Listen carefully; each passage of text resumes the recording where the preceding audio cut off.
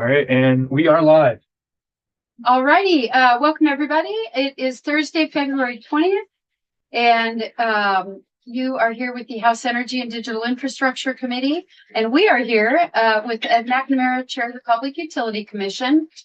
We are taking testimony today on H125, an act relating to reporting on the energy transition. So we'll go around the room and introduce ourselves, including anyone who's here as a guest, and then we'll turn it over to you.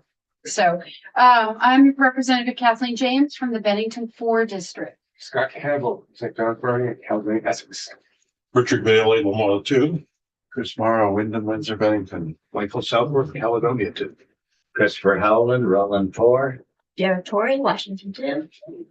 I'm Matt Sorensen, legislative intern for Representative Lisa Hanger. Oh, Jack Locker, Committee Assistant. Great. All right. For the record. Ed McNamara, Chair for the Public Utility Commission.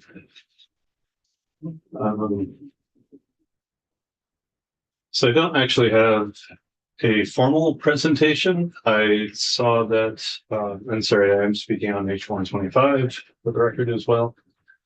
I watched a little bit of TJ Porter's testimony yesterday, and there seemed to be a little bit of centering in on what exactly the bill is looking for. So I just wanted to add a couple of pieces. One, I do think it's important to understand sort of this was talked about a little bit yesterday. Some of this data is more economic in nature, and some of it is more environmental in nature. For example, Vermont has an annual greenhouse gas inventory published every year by Agency of Natural Resources. That has a delay of 2 to 3 years, but it has the number of gallons of gasoline, the number of gallons of heating fuel, and all that. It's published on an annual basis. Even though there's this 2 to 3 year time lag, I think the data is available relatively quickly in terms of total volume of fuel sold. I'm sorry, that's healthware. Sorry, I missed just a... Sorry, Agency of Natural Resources. Yes, okay, sorry, I just blanked out for a minute. Yep. Yeah, okay, so ANR has that. And that to me is sort of the environmental side of, if you're thinking about GHG emissions, it's really how many gallons we sell. Because on the economic side, and I'm just going to stick with gasoline for a minute, because we don't regulate it. But anyway, so we know how many gallons are sold. In terms of the number of gas stations, there's a number of economic factors that could influence the number of gas stations in Vermont. Some of that is how well EVs are doing. As EV penetration increases, you'd expect competitive pressure would start pushing some of the gas stations potentially out of business. That's one aspect. Consolidation at a national level. Like what happens if Exxon or, Cumberland Farms or whatever start trying to shrink their footprint or expand by other companies. So that's another aspect as well that has nothing to do with environmental factors, purely economic. Decreasing rural resources. You see that sometimes as well. A gas station simply cannot sustain itself in a rural area anymore. Again, not related to environmental reasons, purely economic or primarily economic. So I just want to make clear that this data that you're thinking about collecting, it's not just environmental in nature, and there's other factors that influence it.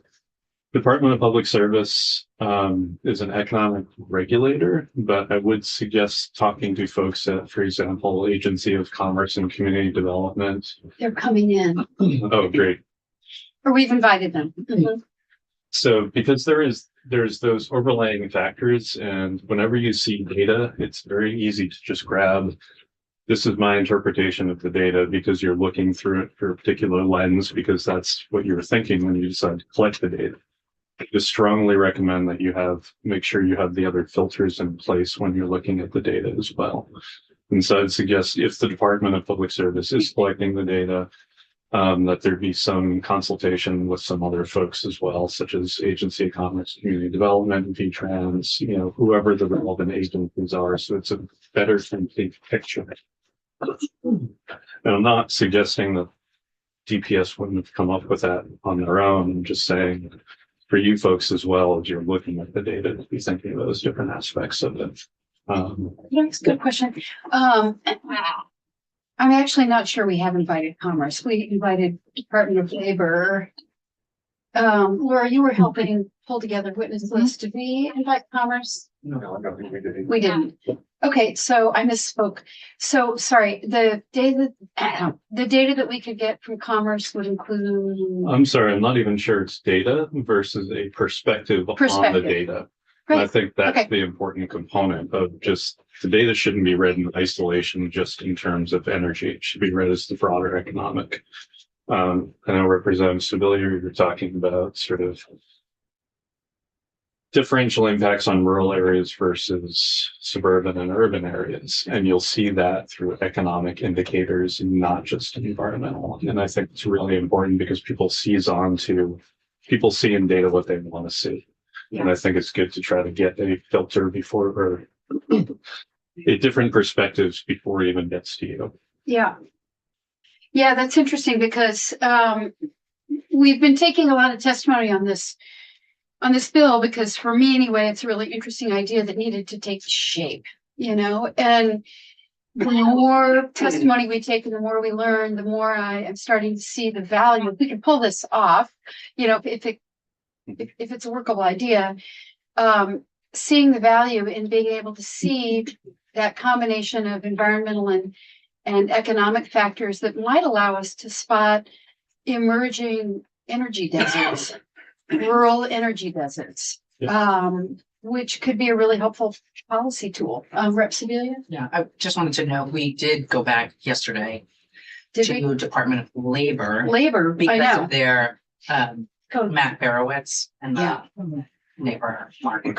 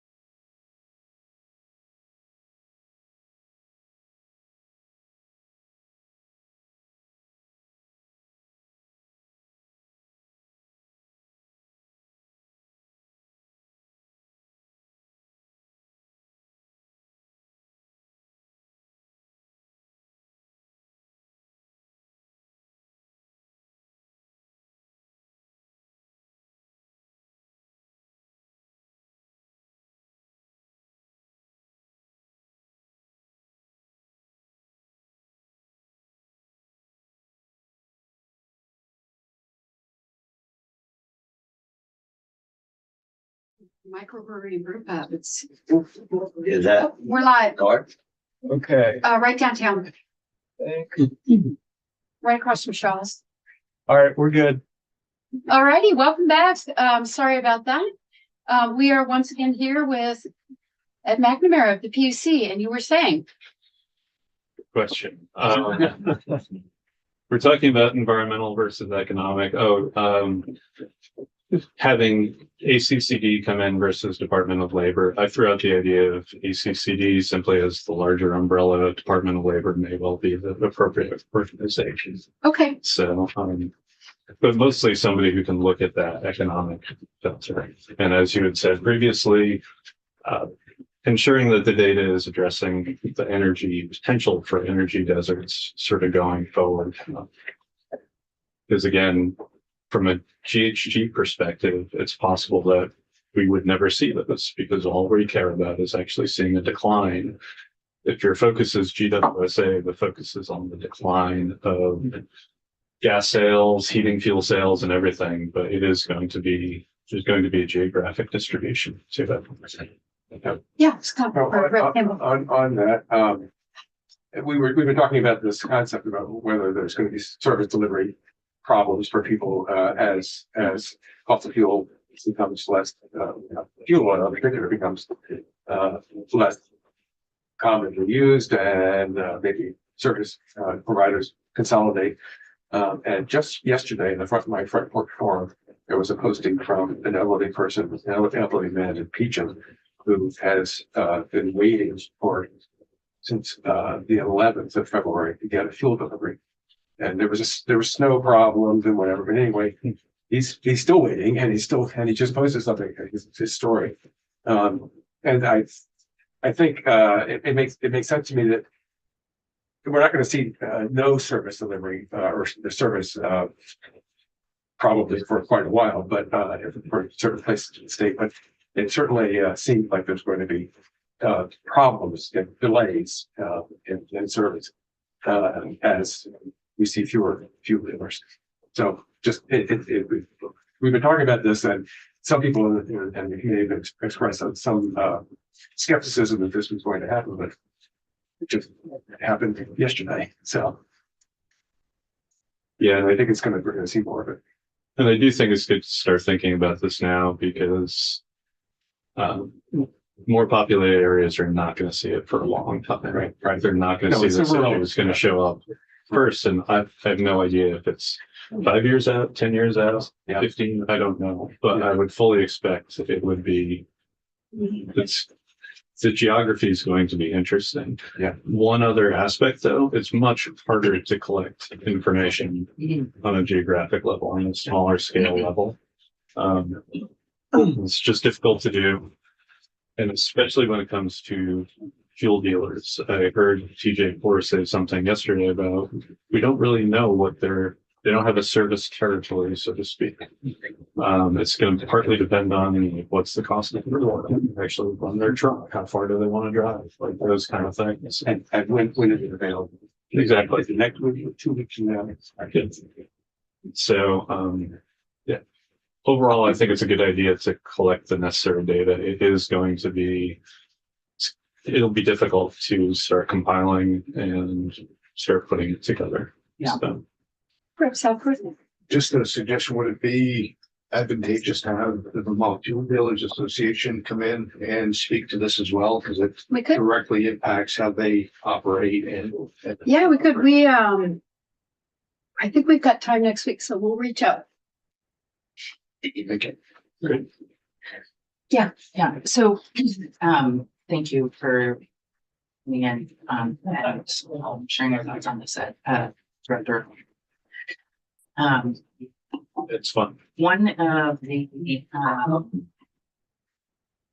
so with the Global Warming Solutions Act, which I was a lead sponsor for, I thought that was really important to make sure that we were connected to the global energy transition, which is being driven by emissions reduction as a metric. And of course, the Global Warming Solutions Act creates a plan for reducing emissions, which keeps us connected to the global energy transition and the national energy transition. So in the absence of us being able to really pass legislation that keeps us connected to that global energy transition, this feels really important to me to understand, in our failure to act in any significant way, we're at least monitoring who's getting in trouble. Are there other ways that we could monitor the pressure that is going to come to bear to my Vermonters, rural Vermonters, and poor Vermonters around the energy transition? I would suggest taking a look periodically during every biennium, have folks come in and say, is this still the right data? Are we collecting it? And because I don't know off the top of my head, I think you'll see it as it comes up. I would also strongly recommend that you be willing to take data off the table, because if you just have a list of 100 fields 10 years from now, nobody really pays attention to it at a certain point. It's like, what are the key indicators that you really care about and that you want to invest the money to get the data collected well, comprehensively, and at a geographic level that's appropriate. Oh, yeah, correct, Troy. Another potential source of data is the Department of Public Health. Because they have they have a nice climate thing and vulnerability. I feel like they have a vulnerability map that looks at economic disparity and the social determinants of health. But there's a climate version of it, I believe. And Where's that? at the Department of Public Health. Would the Office of Aging be a part of that? Because they may be a good one as well. Sorry. No, it's all good. Dale. I know nothing about this. Like, I don't have anything to offer here. One, did I cut anybody out? One thing that Secretary Moore mentioned, I think it was Secretary Moore, was this thought about, putting out sort of like an all call across state agencies. To say, what data do you have that could be, relevant to this work? And I think that she and Director Poor are going to get back to us next week about what they think could be. I remain interested in the idea of like a 1-2 step for this bill, because if we pass something now that is as short as, here's what we want to do, come back to us next November with a plan, then we deliberate on the bill next year, and maybe we pass the bill and we don't see the study until 2 years from now. So I'm really interested in trying to see what we could get going, what we could see next November, even if we all know it's imperfect, along with, and here's our plan to make this better. Do you have any thoughts on that? I think it's a very good approach, instead of assuming that you're going to get everything right off the bat. It's a large undertaking, and I think that stepped approach does make sense. Because I was just gonna say, it seems that there's a lot of data available now that we could at least just start Analyzing. Yeah, that wasn't even the word.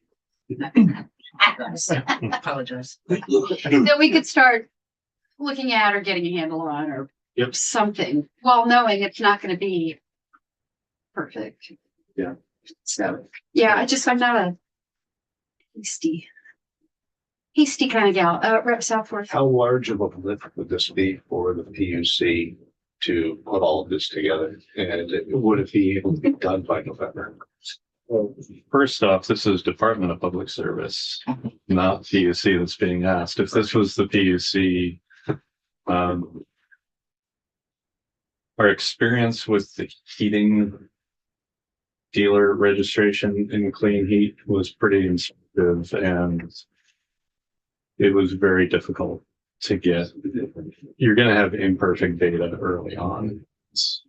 It takes a while to actually build up muscle memory. I'm very used to the electric side, where utilities have been regulated for 100+ years and automatically collect data as like course. and also fully recognize that we have full audit powers and everything, and they just turn the information over. And I'm not saying the heating dealers are recalcitrant. I'm just saying this is not a tradition. This is not Right. sometimes even awareness of it. So for us to have complete heating registration would have, and at some point I would like to talk about heating registration requirements, not necessarily today, under clean heat, which is an ongoing issue. If we were to collect information in a fully complete, it would require us to take the staff time to call the folks that we're aware of, be double counted, making sure we're looking at every available source of information to try to get every single person. Threats of what happens if there's non-compliance, all that kind of stuff.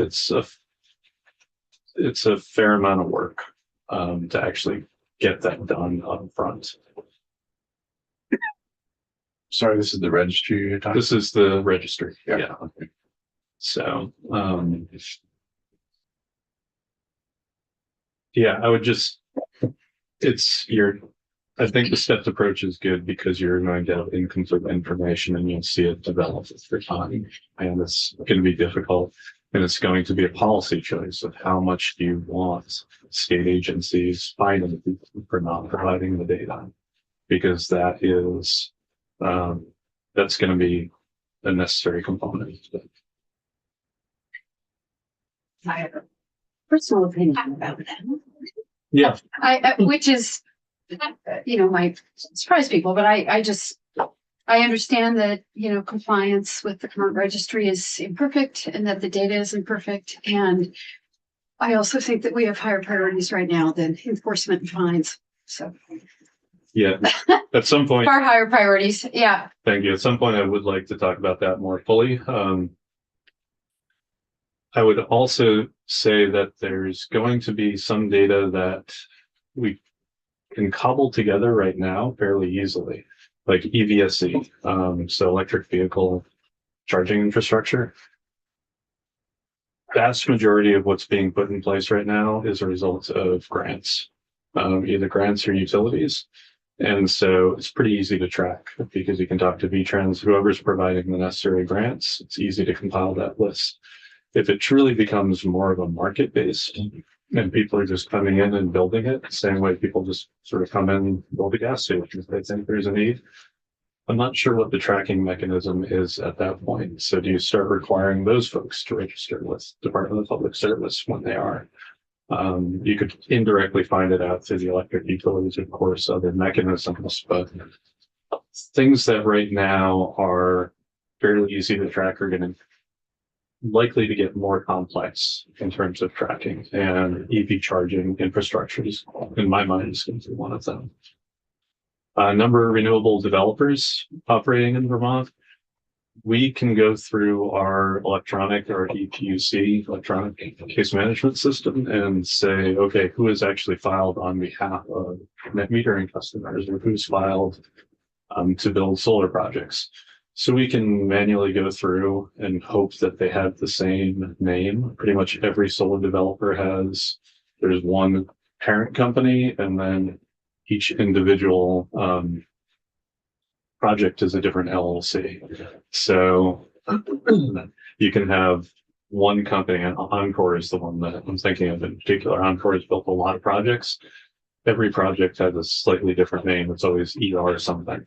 But there's other developers that have completely different names for every project. So ensuring that you know who the parent is, we'd have to start collecting the information differently, or again, have them register with the Department of Public Service.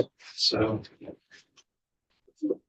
throwing that out, there's different. And then the one other piece I just wanted to mention as well, CJ4 mentioned this yesterday. There's also electric rates, collecting information on electric rates. There's dozens of electric rates out there. And I think that the most important would be residential. That's what we often use. What's residential rate?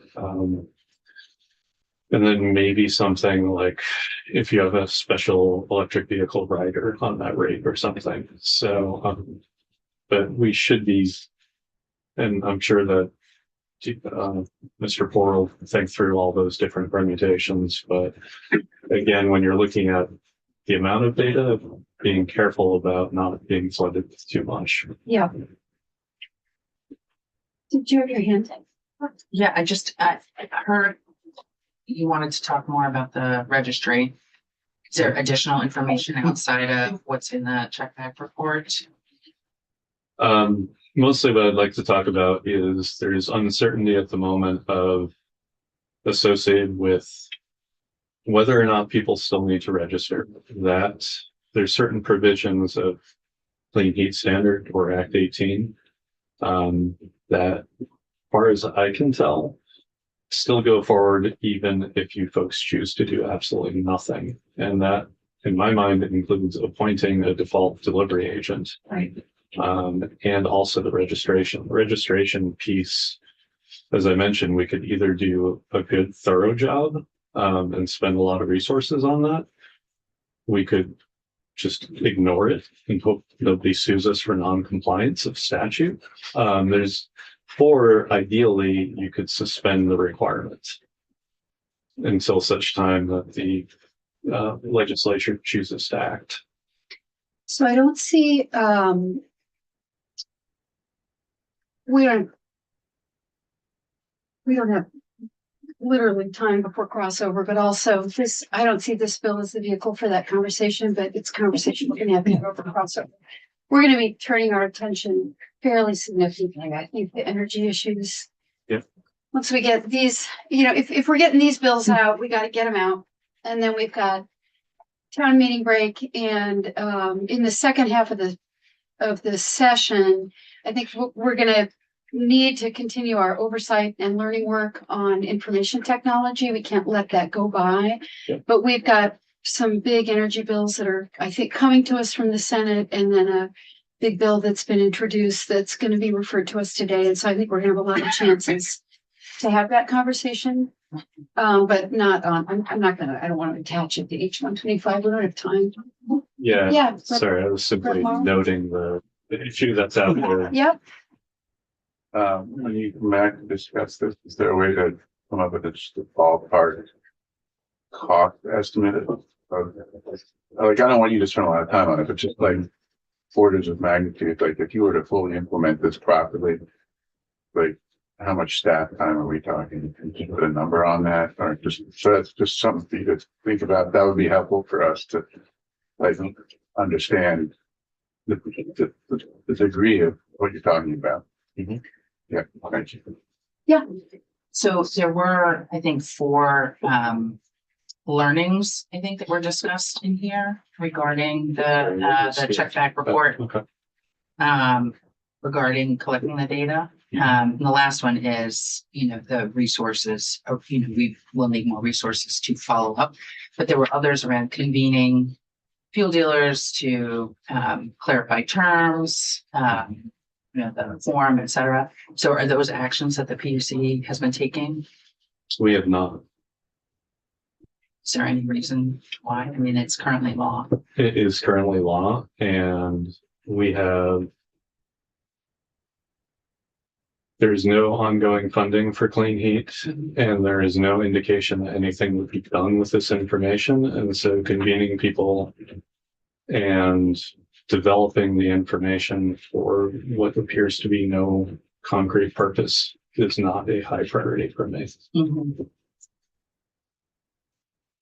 All right. We have, I believe, our next witness here. Oh, yeah, Fred Bailey. Just wanted to clarify, the PUC is doing the fuel registry, or is the A&R doing that? So under Act 18 Clean Heat Standard, PUC was tasked with creating a registry of all fuel dealers. There is also the greenhouse gas inventory that is done by Agency of Natural Resources. That's what I was referring to earlier. Okay. So, and that's just a list of, that's not a list of who sells heating fuel. It's basically a compilation of how much heating fuel was sold in the state. Thank you. Great. All right, thank you so much for being here. Thank you. Appreciate it. All right, let's keep going. All righty, continuing our conversation of H-125. For the record. For the record, I'm Rebecca Zamrock, the Deputy Commissioner at the Department of Taxes.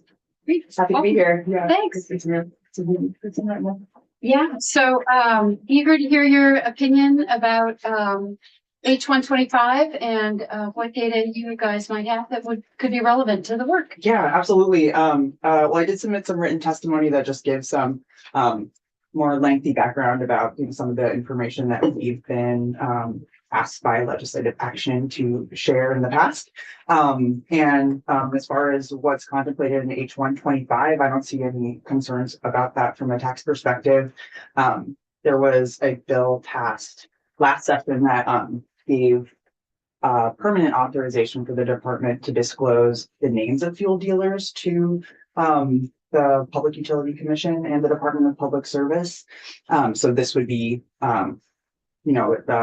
kind of in line with that requirement already. It's information that we're already required to provide your statute today. So that feels fine. And this bill contemplates us sharing the number of fuel dealers. And if that number is going up or down to contribute to this report, and that feels fine. The one recommendation we do have is that anytime in statute when we're asked to disclose tax information, which is generally guarded under pretty strict confidentiality provisions, we just like to make sure that's accompanied by a reference to our confidentiality statute. And that basically ensures that if we're disclosing something to a different department or agency, then the recipients of that information are bound by those same confidentiality statutes that, me and my staff and colleagues are. This would become relevant if the number of fuel dealers drop below 10, which is generally our disclosure limit. We'll just asterisk data and say, we don't report on data fewer than 10 filers. So it would be, we could kind of cross that bridge if this report was ever, put in a position where it would be reporting on fewer than 10 dealers. We'd be working with the Public Utility Commissioner, UPS in this case, just to figure out how to handle that in the report. So I'm just looking at your written testimony. I want to make sure I understand it. So since 2023, you've been disclosing kind of gross sales and use tax revenue numbers, I would assume, on aviation, jet fuel, and natural gas. Is that just like a number? Yeah, well, like a gross. There's at baseline, we're always game to share aggregate tax information when it relates to more than 10 filers or more.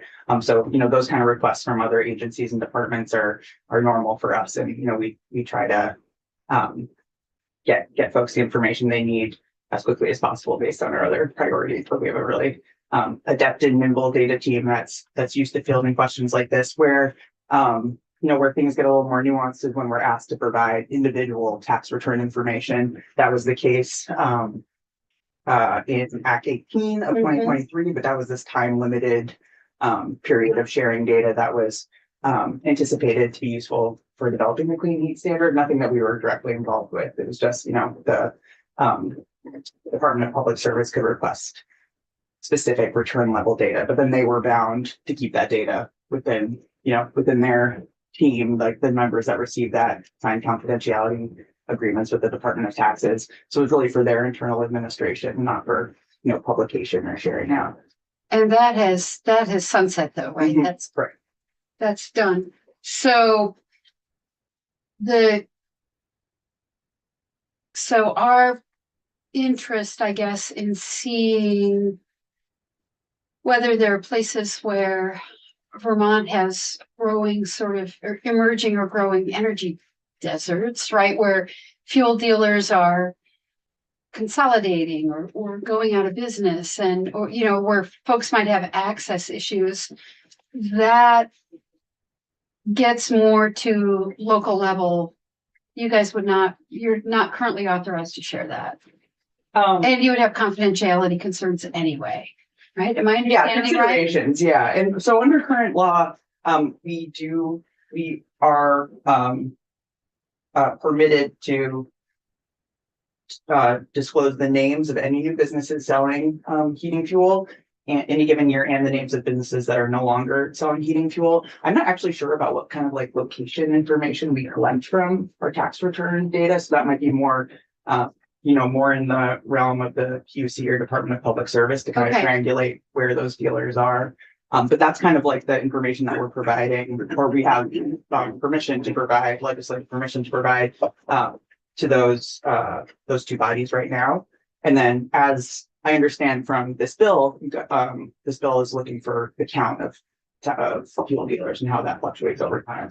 And so that would be, kind of no problem adding that to our Okay. list of shared data. Did you have a question, Rep. Sibylla? Yeah, noting, just you're, talking about you have permission to provide that. Are you providing that? I'm actually not. I was trying to find the colleague that would have been the one, making these, responding to these data requests this morning and wasn't able to. I'm not sure if this has been requested from us yet. When it is, we will absolutely provide it. So you would not provide it unless it was requested. Right. By the department. Absolutely. And see. Yeah. And then the other thing I wanted to, I'm back in, looking at the law, but not fast enough, and my iPad is not cooperating. The data that you're collecting is on all heating fuel sellers, not just importers.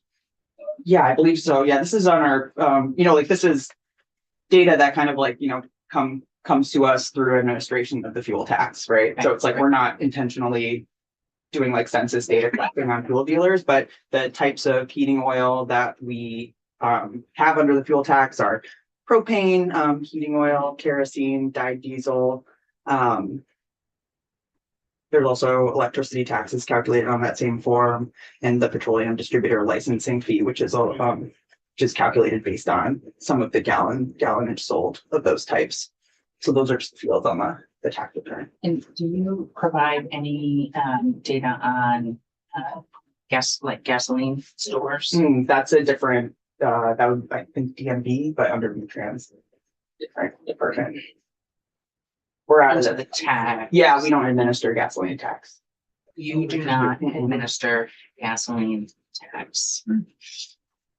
Interesting. Yeah, common misconception. Common misconception. Yeah. That is done through DMV, gas tax, it's collected. Okay. Oh, interesting. Yeah, Rep. Howard? Diesel fuel too? Yes. Okay, so the diesel fuel is through DMV, but number two heating oil is through tax. Question about some locations, you would have a mailing address, I guess, but you wouldn't know where a dealer is physically located. No, yeah. We would have an address information like on their tax account. It might be a PO box or something. Right. Yeah, and I don't honestly understand the industry enough to know if they're like the home base or we're talking trucks, I don't.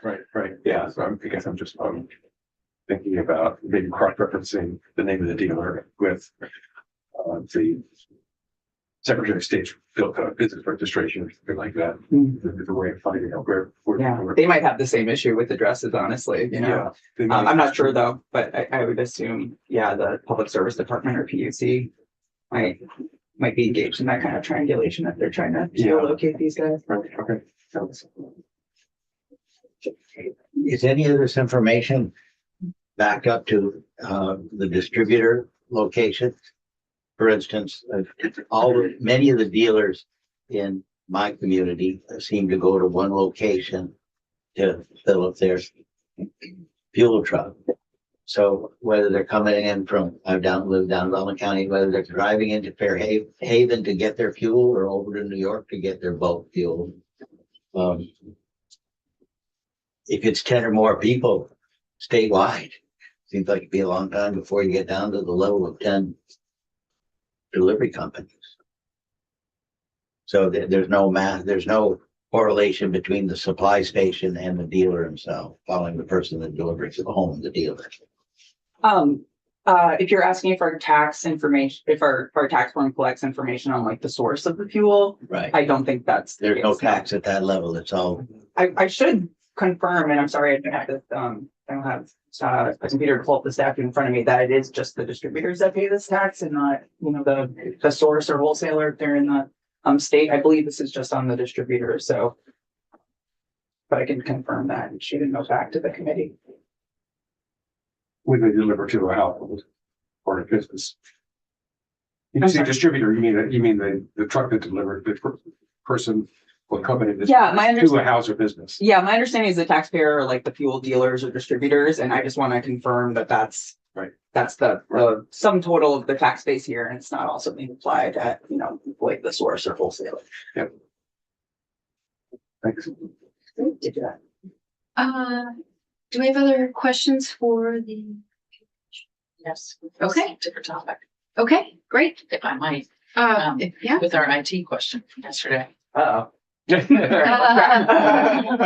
Surprise. No, just kidding. We were talking with ADS about their budget. Right, and this was, and our budget letter actually from appropriations, and learned about the IT fund. I think you all have. Oh, you know what? Internal tax fund. Yeah, if this is about their funding and their IT fund, I think we're Yes. off topic. We've not worn that on the agenda. I don't know. That's what I'm feeling. So I I assume would you're also not, be deferring to our chief operating. I assume you're not officer, prepared to- there. we didn't ask you to come in to testify on the IT or the tax Great. modernization fund. So I don't like to spring things on people. I appreciate So, that. you're welcome. However, as we continue learning about the, how IT needs are funded in our state, I'm sure we'll be back in touch because we've got JFO working on a memo. We're trying to learn quite a bit about how we plan and budget for and prepare for major and ongoing IT expenditures. So it's on your radar now. Absolutely, yeah, and feel free to have Jack shoot me an email if there's a particular question that we can respond to in writing. Happy to. Yeah, sounds great. Great. I think Awesome. right now we're waiting on the JFO memo, honestly, Okay. but, all right. Thanks so much. Super. Yeah, Thank you great. for, It's yeah, great spending thanks a for little time joining with us. this committee.